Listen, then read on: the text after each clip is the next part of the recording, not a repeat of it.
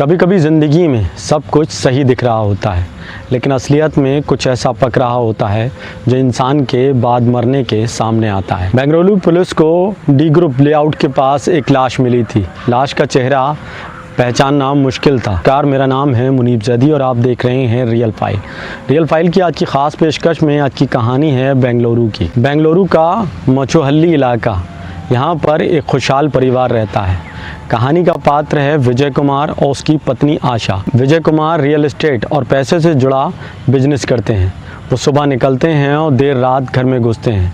पत्नी आशा मोहल्ले में सबकी पसंदीदा भी हैं और ये जोड़ा सबको लोकप्रिय भी लगता है। और क्यों ना हो, आशा और विजय एक दूसरे से बेहद प्यार करते हैं। खामोशी की दरारें अब पड़ने लगी थी। किसी ने दस्तक दी थी। शक की शुरुआत हो चुकी थी। अब विजय कुमार को एहसास होने लगा था कि आशा पहले जैसी नहीं रही। जिसमें विजय कुमार को लगता था जब वो अपने घर वापस आता था तो अचानक देखता था कि आशा फ़ोन से मुस्कुरा कर किसी से बात कर रही है।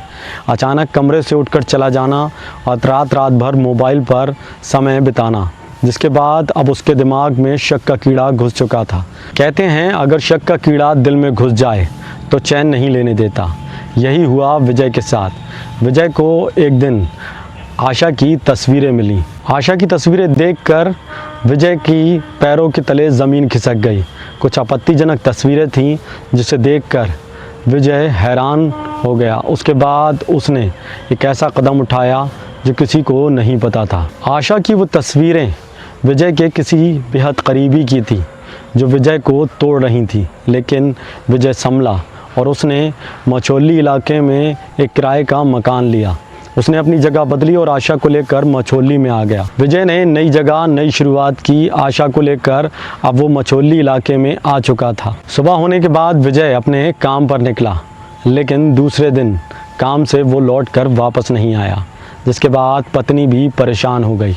उसने पति की गुमशुदगी की रिपोर्ट दर्ज कराई। पुलिस ने छानबीन की। अगले दिन पुलिस को डी ग्रुप लेआउट के पास एक लाश मिली।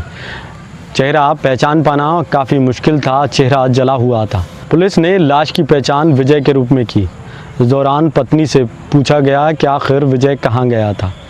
पत्नी ने कहा कि मुझे बताकर गए थे कि वे किसी काम से बाहर जा रहे हैं। अचानक 2 दिन बीत गए और विजय का कोई पता नहीं चला, जिसके बाद उसने गुमशुदगी दर्ज कराई थी। पुलिस को पहले लगा कि कोई हादसा है। जैसे जैसे पुलिस की तफ्तीश बढ़ती गई, मामला गहराता गया। कॉल रिकॉर्ड्स खंगाले गए, सीसीटीवी देखे गए। पुलिस को अब यकीन हो चुका था कि विजय की मौत किसी साजिश का नतीजा है। पुलिस ने विजय का पुराना इलाका जो नगदी था उसकी ओर रुख किया, जहां विजय का बचपन गुजरा था। पुलिस को पता लगा कि विजय ने यहाँ बचपन गुजारा था। स्थानीय लोगों से पूछताछ करी तो पता चला कि विजय एक युवक के साथ रहता था।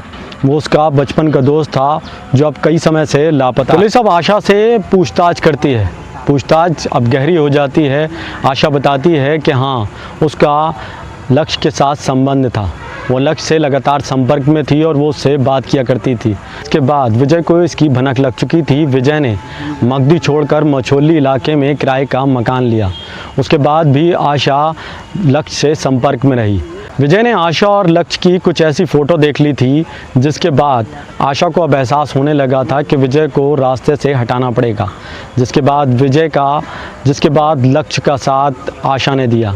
उन्होंने विजय को दूसरे दिन मौत के घाट उतार दिया। उसके बाद आशा और लक्ष्य ने विजय की हत्या कर दी। पुलिस ने आशा को गिरफ्तार कर लिया। वहीं विजय अभी भी फरार है। विजय और लक्ष्य दोनों बचपन के दोस्त थे। लोग उन्हें जय वीरू की जोड़ी कहकर बुलाते थे। साथ खेलना, पढ़ना, यहाँ तक कि जवान होना। दोस्ती एक ऐसा शब्द है जिसे खुदा भी फ़क्र करता है, लेकिन जब दोस्त ही कातिल बन जाए तो लोग क्या कहेंगे। इस कहानी का उद्देश्य किसी के दिल को ठेस पहुंचाना नहीं, बल्कि लोगों को जागरूक करना है। इसलिए सतर्क रहें, सावधान रहें। मिलते हैं अगली कहानी में रियल फाइल्स के साथ। तब तक जय हिंद।